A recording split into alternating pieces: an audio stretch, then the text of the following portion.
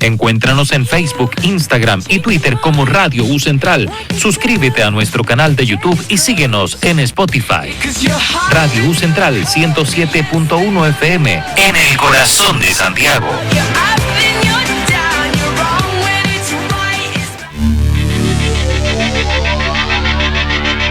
Radio U Central 107.1 FM y radio.ucentral.cl presenta Bona Civitas, un espacio de conversación y reflexión del Magíster en Derecho Público de la Universidad Central, con el objetivo de abordar temas que ayuden a comprender al Estado, sus instituciones y nuestra participación en la sociedad. Conduce el abogado y trabajador social Augusto Geiger.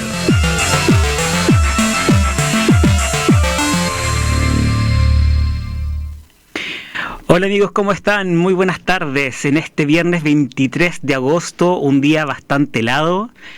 El día de hoy vamos a tener un programa bastante especial. Va a ser un programa en donde los voy a invitar a reflexionar y a tener un análisis crítico respecto de algunos temas que tienen que ver con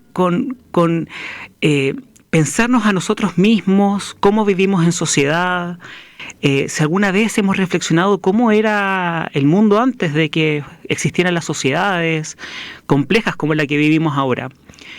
El día de hoy quiero que se tomen un momento para pensar, imaginar y remontarse en aquella época en donde las sociedades se conformaban a través de pequeños grupos humanos, de familia, unos grupos que desde la filosofía política estaban inmersos en un estado de naturaleza. En realidad es la filosofía política la que nos ha invitado a hacer este ejercicio de entender cómo era la organización humana y las sociedades antes de que existieran los estados, los gobiernos y las formas más complejas de organización humana.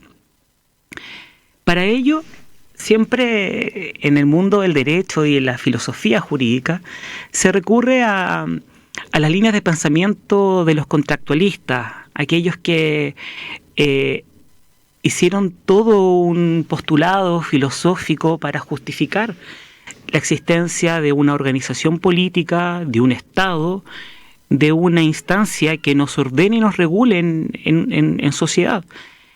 Estableciendo las bases de una sociedad organizada cívicamente, pero para ello es necesario entender cómo vivían los seres humanos antes de que existiera el Estado en su forma compleja, el Estado moderno como el que conocemos al día de hoy. Para ello, los juristas, los filósofos y los que les encanta pensar cómo era la vida de los seres humanos antes de que se organizaran como nos organizamos, estudiaban los postulados de tres grandes contractualistas. No son los únicos, hay mucho más, pero hoy día les voy a comentar más que nada cómo era la visión de este estado de naturaleza, de este estado del hombre, a partir de la visión de tres de sus más grandes expositores. Por un lado tenemos a Thomas Hobbes, que ya escribía él por el siglo XVI, bueno, nació en el siglo XVI, falleció en el XVII, pero Thomas Hobbes, en un libro que se llama El Leviatán, hizo toda una reflexión y un análisis respecto de lo que era el estado de naturaleza. El estado de naturaleza para Hobbes lo describe como un estado de constante guerra entre los seres humanos, de todos contra todos, lo que en latín se denomina el bellum omnium contra omnes, donde la vida es bastante solitaria, pobre, muy desagradable, brutal y bastante corta. Claramente las proyecciones de vida no eran muy largas porque era un caos constante. Era la vorágine misma. Y en este sentido, no había un Estado, ni leyes, ni autoridad central que ordenara la vida de los grupos humanos. Aquí cada individuo actuaba según su propio interés, lo que llevaba inevitablemente a los conflictos entre las personas. Si pueden imaginar, desde la visión de Thomas Hobbes, en el estado de naturaleza, el ser humano vivía en un estado de absoluto salvajismo, donde era el ser humano, el medio ambiente y los depredadores. Era un estado, una etapa del ser humano que generaba estrés, que generaba instancias donde salía lo más oscuro del ser humano. Por eso era una guerra de todos contra todos, o sea, todo era una amenaza, todo aquello que era ajeno a mí era una amenaza. Para él, la creación de la sociedad y los gobiernos, según Hobbes, se construyó para justamente escapar de este estado caótico en donde los individuos acuerdan un contrato social y este contrato implicaba ceder todos sus derechos naturales a un soberano absoluto, lo que él denominaba el Leviatán, esta bestia, este monstruo al cual todos nos sometemos, ya sea por miedo, ya sea por orden, pero era la necesidad de que una fuerza superior nos imponga el orden y la seguridad, pero a cambio de un precio. Y ese precio era la obediencia total y absoluta de los súbditos a este Leviatán. Si se fijan, aquí en estos atisbos de cómo nacen y se organizan las sociedades y los gobiernos y la existencia incipiente de un Estado, dicen absoluta relación con la necesidad de obtener la paz, la seguridad, la certeza de que todo va a estar bien. Por ejemplo, hagan el ejercicio. El estado de naturaleza en donde eran todos contra todos, donde nos enfrentábamos a las bestias, a los depredadores, a las inclemencias del clima, en fin. Ustedes han tenido la oportunidad de caminar por el metro en la hora punta, caminar por las calles de Santiago Centro, ir a Estación Central un fin de semana, Meix. ¿Qué es lo que ven? ¿Dónde se insertan? ¿Cuáles son las reglas que hay allí? Pareciera ser que estamos viviendo un nuevo estado de naturaleza actualmente, ¿no?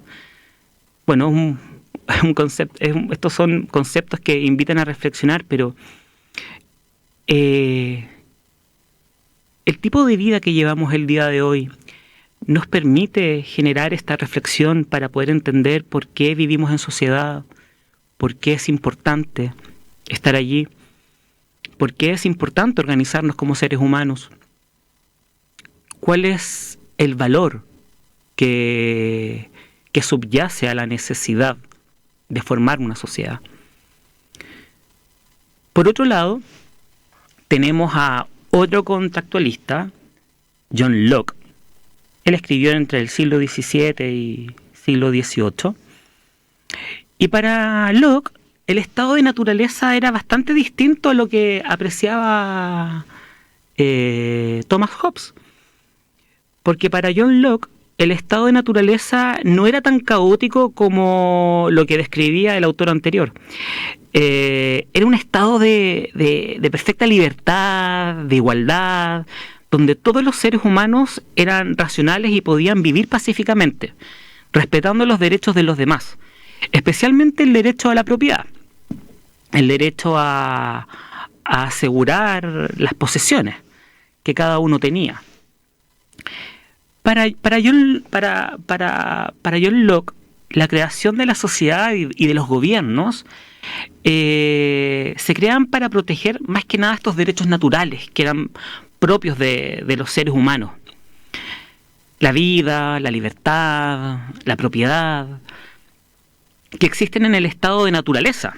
O sea, simplemente aseguraba lo que ya existía en ese estado de naturaleza. Y allí los individuos acuerdan formar una sociedad mediante un contrato social para establecer un gobierno que actuara como árbitro imparcial y que garantice el cumplimiento de las leyes que ellos mismos establecían. El gobierno, en este caso, tenía poderes que estaban bien limitados y que debía respetar los derechos fundamentales de estas personas. Por lo tanto, para la visión de John Locke, el estado de naturaleza era un estado armónico. Era como muy contrario a Hobbes. En cuanto a Hobbes, era bastante realista. Algunos dicen que es fatalista. Yo creo que Thomas Hobbes, bueno, soy fanático de Hobbes, era bastante realista porque él entendía muy bien cómo era la naturaleza humana. Y en su libro El Leviatán, por lo menos en la primera parte, cuando describe la naturaleza, bueno, del hombre, en realidad de las personas, hace un análisis que es bastante realista. Que claro, parece ser un poco oscura la visión que tiene sobre los seres humanos, pero aquí Locke hablaba que la sociedad, la gente o los grupos humanos en el estado de naturaleza vivían en absoluta armonía y que la creación de una sociedad y gobierno obedecía nada más que limitar algunos poderes para poder respetar derechos fundamentales de las personas.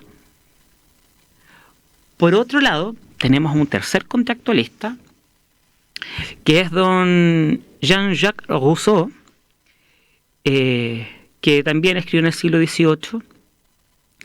Y para él el estado de naturaleza, bueno, él tiene una visión bastante positiva al respecto, porque él lo describía como un estado de absoluta libertad y plenitud, en donde todos los seres humanos vivían en armonía con la naturaleza, entre ellos, sin deseos o necesidades que generaran conflicto.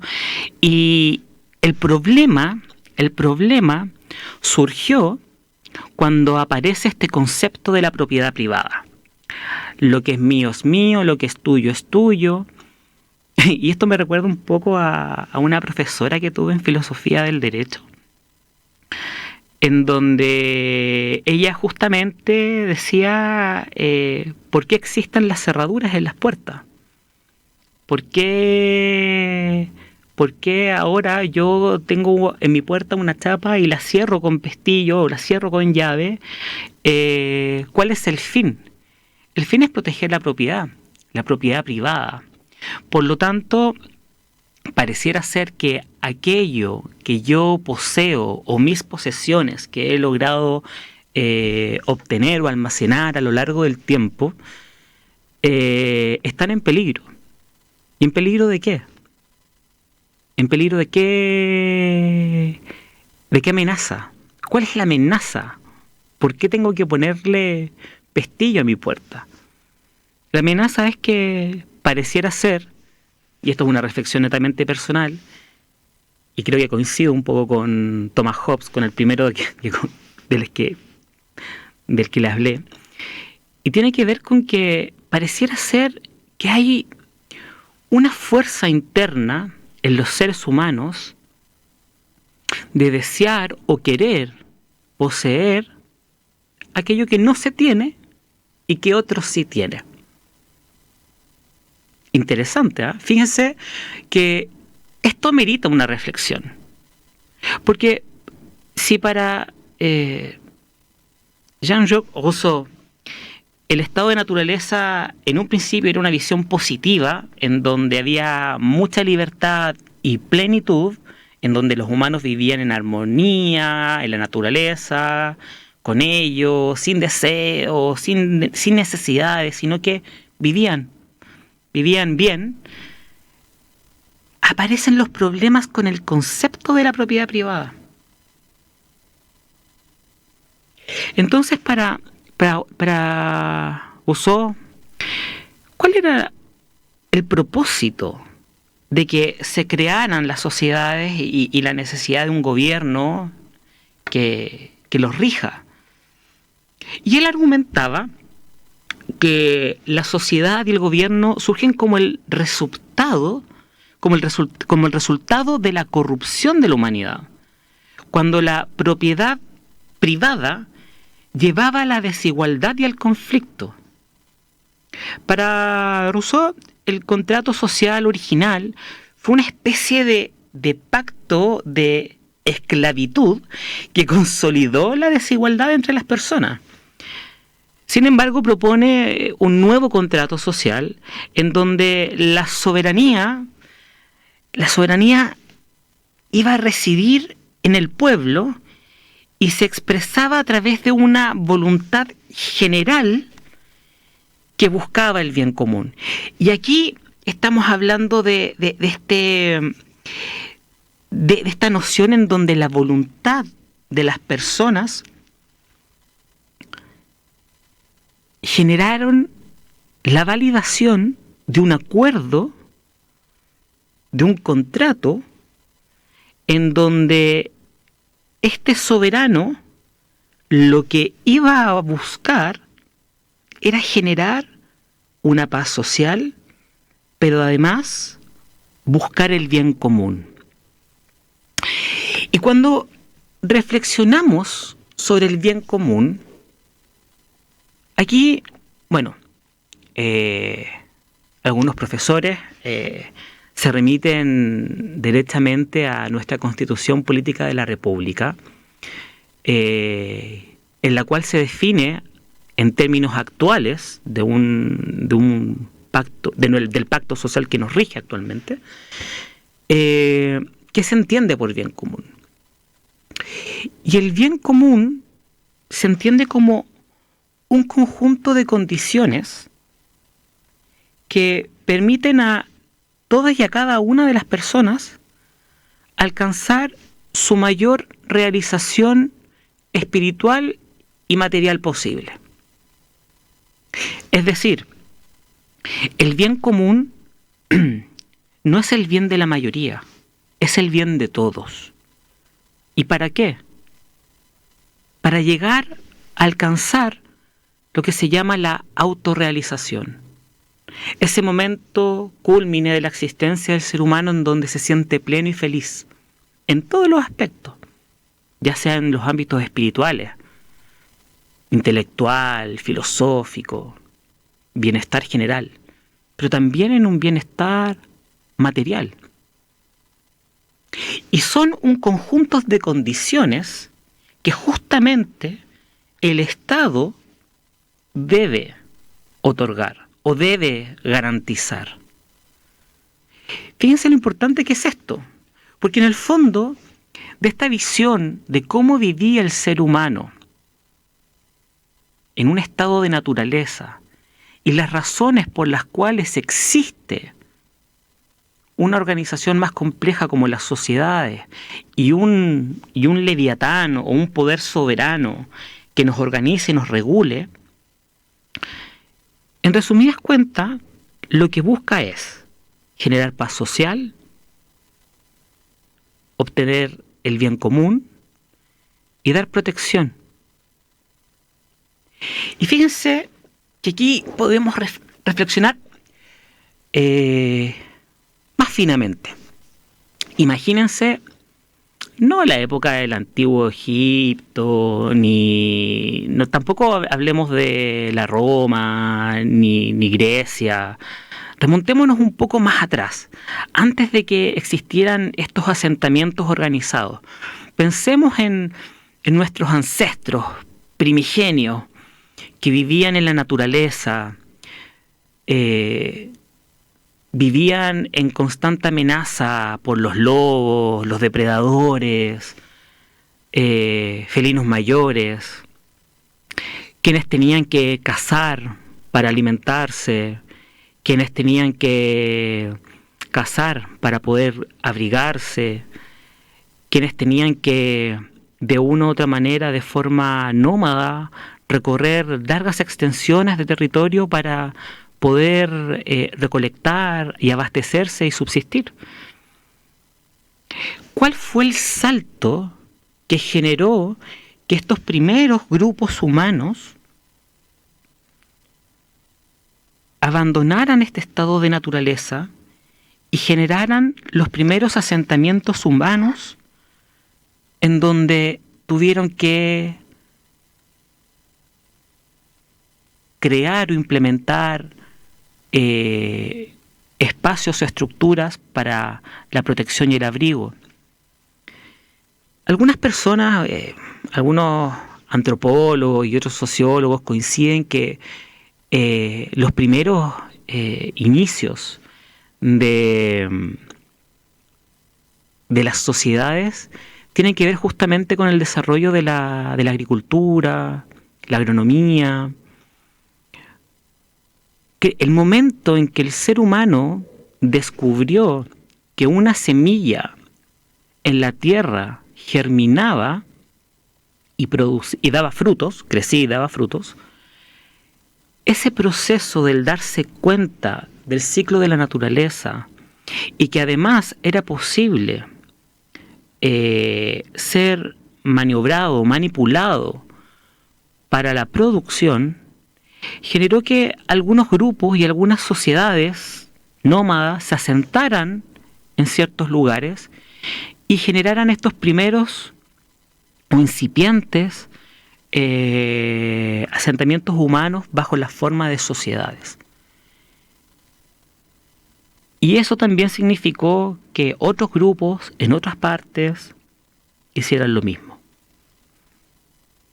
Y la misma necesidad de crecer, de organizarse, de producir, fue generando interacciones entre grupos y también amenazas. La famosa codicia, lo que era el caos para Thomas Hobbes, de todos contra todos, donde me van a robar mis posesiones, o lo que aparece después como conceptos de la propiedad privada, me van a quitar lo que yo he obtenido. Y eso, fíjense, esta reflexión que estamos haciendo, es muy importante porque yo creo que es una reflexión que podría incluso aplicarse a lo que hemos vivido durante estos últimos años. Los que fueron las propagandas de campaña a propósito de del proceso constituyente. Ahí se hizo carne todo lo que los contractualistas en el siglo XVI, siglo XVII, XVIII, escribieron, pensaron. Espero que este espacio de reflexión les permita analizar nuestra realidad actual. Yo sé que conseguirse libros de Hobbes, Locke, Rousseau, Montesquieu, Diderot, Maquiavelo, puede ser para algunos un esfuerzo sobrehumano, sobre todo leer textos que pueden haber sido redactados con una complejidad particular. Pero no difícil, no imposible de entender.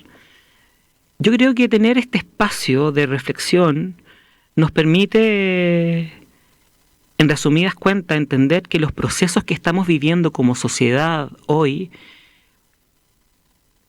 ya fueron pensados antes, ya se vivieron antes. Acá hay variables que se incorporaron, como la tecnologización o la democratización de las tecnologías, que permite que estos postulados que eran un poco más crudos en el siglo XVI, XVII, tengan una complejidad o una arista más sofisticada. los voy a dejar con esta reflexión para volver más adelante a hablar de una autora que descubrí hace poquito, Hannah Arendt, gracias a una compañera, una amiga muy, muy, muy intelectual, con quien he tenido conversaciones maravillosas. Me refiero a Loreto Espinosa, que si nos está escuchando, un saludo para mi amiga Loreto. Gracias a ella descubrí a Hannah Arendt, y a la vuelta de esta pausa les voy a comentar un poco la visión que tenía Hannah Arendt sobre todo esto que hemos estado conversando hasta ahora. Así que reflexionen, disfruten la canción que se nos viene. Vamos a escuchar una canción de Aurora y después vamos a volver con este programa y a seguir reflexionando sobre este tema que es muy, muy interesante. Con la conducción del abogado y trabajador social Augusto Geiger. Bonas Cívitas. ¿Cómo están, amigos? Ya regresamos de esta pausa y retomamos este tema tan interesante, este espacio de reflexión respecto de lo que es vivir en sociedad y cómo era antes de que existiera el Estado, la política. Y yo les mencionaba en el bloque anterior que por estas interacciones humanas maravillosas que uno tiene en la vida, logré descubrir a una filósofa política, se llama Hannah Arendt. Ella era alemana, de origen judío, fue discípula de Heidegger, un hombre bastante controvertido en el mundo de la filosofía, y también conocida por su trabajo en temas como el totalitarismo, la política y la naturaleza del poder. Su obra más influyente la escribió en 1958 y se llama La condición humana. Y allí Arendt ofrece un análisis bastante profundo de las actividades humanas y cómo se relacionan estas actividades humanas con la vida política y social. Ella, aborda en su obra una cantidad de temas que son su eje central, pero respecto de las actividades humanas fundamentales, ella hace una distinción de tres tipos de actividades. Por un lado, ella distingue la labor del trabajo y de la acción. Para Hannah Arendt, la labor era aquella actividad que estaba relacionada con la supervivencia biológica y las necesidades más básicas. Era una actividad cíclica, ya que siempre se repetía. Por ejemplo, el comer, dormir, defecar, las necesidades biológicas más básicas, más fundamentales, correspondían a este concepto de labor. Esa actividad era la más cercana a la naturaleza y la más alejada al ámbito político. Después, ella trata en esta obra el concepto de trabajo, en donde aquí ya involucra la creación de objetos duraderos y de valor. Aquí es el proceso a través del cual los seres humanos transforman el mundo para construir un entorno estable y artificial que a su vez trasciende a la mera supervivencia. El trabajo aquí está bastante vinculado a la construcción de un mundo material, como las ciudades y algunas instituciones. Fíjense, y esto también es un tema que invita a la reflexión, pareciera ser que el ser humano, a diferencia de otras especies en el mundo animal,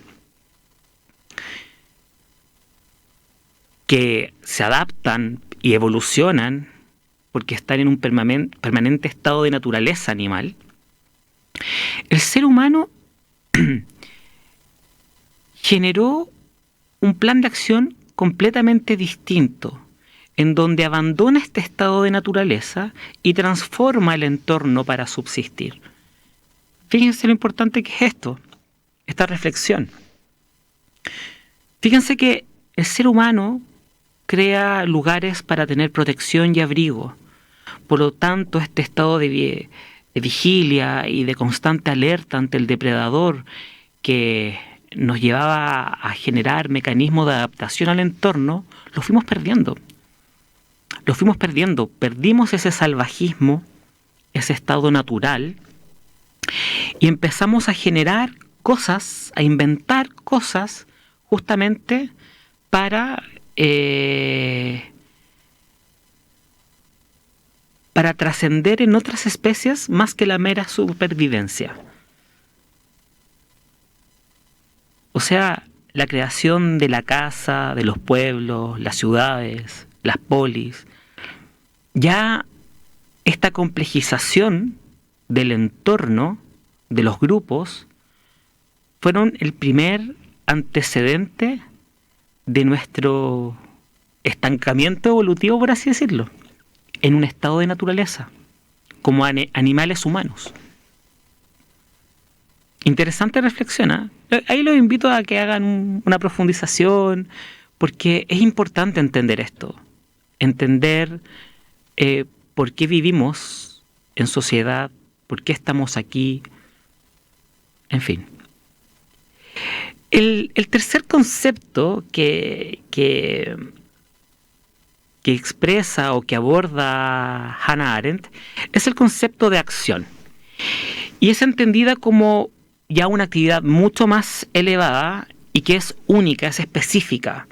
Y aquí dice que la acción se refiere a la capacidad humana de iniciar algo nuevo, es decir, de actuar de manera espontánea e innovadora. Es fundamentalmente política, ya que ocurre en el ámbito público y permite la interacción entre individuos, la creación de relaciones y la participación en la vida comunitaria. La acción está estrechamente ligada a la libertad y a la revelación de la identidad individual en la esfera pública. Qué interesante. O sea, labor, trabajo y acción son tres etapas del hacer humano en las cuales se evidencia o ella evidencia por un lado lo instintivo, que tiene que ver con satisfacer necesidades básicas, la supervivencia biológica, esa es la labor.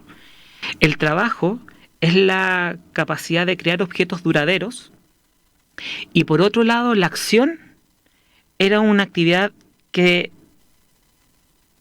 dice relación en crear algo nuevo, pero en el ámbito público, de la interacción humana, de lo comunitario. Y aquí está el germen de lo político, de este crear. Más adelante vamos a hablar de la política en sí, cuál es su concepto, cómo se concibe, pero fíjense que esta visión que tiene Hannah Arendt, que siento que ha sido como preterida, en realidad invito a leerla. Yo la descubrí gracias a una amiga feminista, quien siempre me está enseñando y explicando cosas. Pero es muy importante empezar a manejar estos conceptos, entender cómo es nuestra propia evolución. Más adelante vamos ahora a irnos a una pausa musical y más adelante vamos a hacer una reflexión respecto de cómo es esta naturaleza del ser humano como especie gregaria, como animales gregarios que somos, y qué se entiende por ser gregario. Así que nos vamos a una pausa musical. Y a la vuelta vamos a reflexionar al respecto de este último tema y espero que al final del programa hayan tenido al menos un espacio para poder entender todo lo que ha sido nuestro proceso evolutivo como seres humanos en sociedad. Con la conducción del abogado y trabajador social Augusto Geiger. Bonas Civitas. ¿Cómo están nuevamente a todos nuestros radioescuchas? Estamos aquí en el último bloque de este programa Bonas Civitas. Hoy día ya hemos tenido la oportunidad de pensar y reflexionar lo que es vivir en sociedad, los primeros atisbos de organización humana, la creación de un gobierno, el Estado, este gran leviatán al cual todos nos sometemos en calidad de súbditos. Ahora, también hay que hacer una pequeña reflexión respecto del comportamiento gregario, ¿no? Yo no sé si aquí mis queridos y mis queridas oyentes están familiarizados con este concepto del comportamiento gregario, pero el comportamiento gregario se refiere a la tendencia de los individuos a agruparse y a actuar de manera colectiva, ya sea siguiendo un líder o imitando el comportamiento de otros en el mismo grupo. Este es un término que se utiliza mucho en la etología, que es el estudio del comportamiento animal, para describir cómo los animales se comportan, como por ejemplo las ovejas, los peces, los pájaros, que siempre están en grupos, ya sea en rebaños, bandadas, en fin, y cómo ellos interactúan para protegerse y cuidarse de los depredadores y para encontrar también comida y reproducirse, en fin. Y esta característica de los animales es una característica que compartimos con los seres humanos. Desde que existe la especie humana, Australopithecus, Homo sapiens, Cromañón, en fin, pareciera ser, con los datos arqueológicos, que efectivamente existían este tipo de comportamiento entre la especie, característica que compartimos la especie humana, pero es súper importante que podamos entender que esta característica que nos lleva a conglomerarnos en grupos obedece también a una necesidad de supervivencia, a una necesidad de tener seguridad, a una necesidad de poder crecer, reproducirnos según la especie, según el concepto de la etología. Pero fíjense que este comportamiento es bastante segregado, y aquí vamos a poder quizás más adelante en algún otro programa hacer un análisis de por qué no todas las sociedades son iguales, por qué hay particularidades, por qué hay elementos que distinguen a unas sociedades de otras. Y esto es sumamente importante porque aquí van a entrar variables que son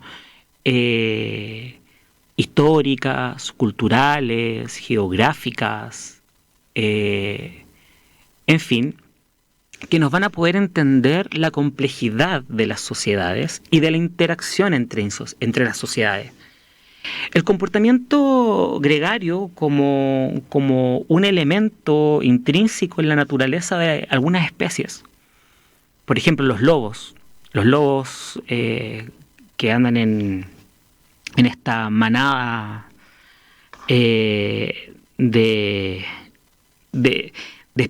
como especie, andan en manadas donde existe un líder, un alfa, en donde al momento de peregrinar o de trasladarse de un lugar a otro, tienen toda una lógica tienen todo un mecanismo que obedece una lógica para mantener a la manada unida.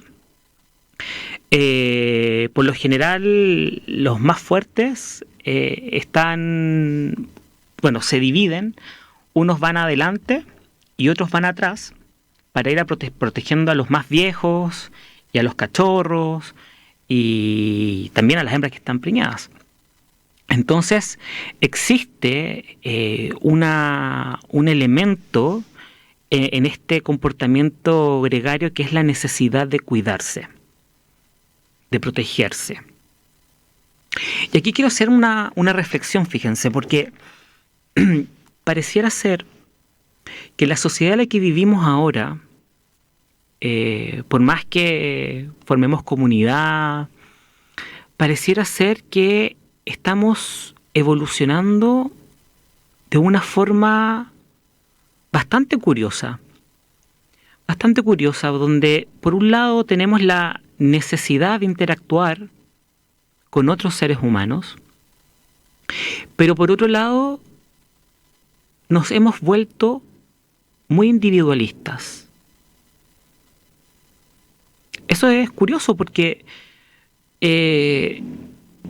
pareciera ser que aquí las personas podrán comentar después si están de acuerdo o no, pero ¿en qué momento volvimos a pensar de forma individualista?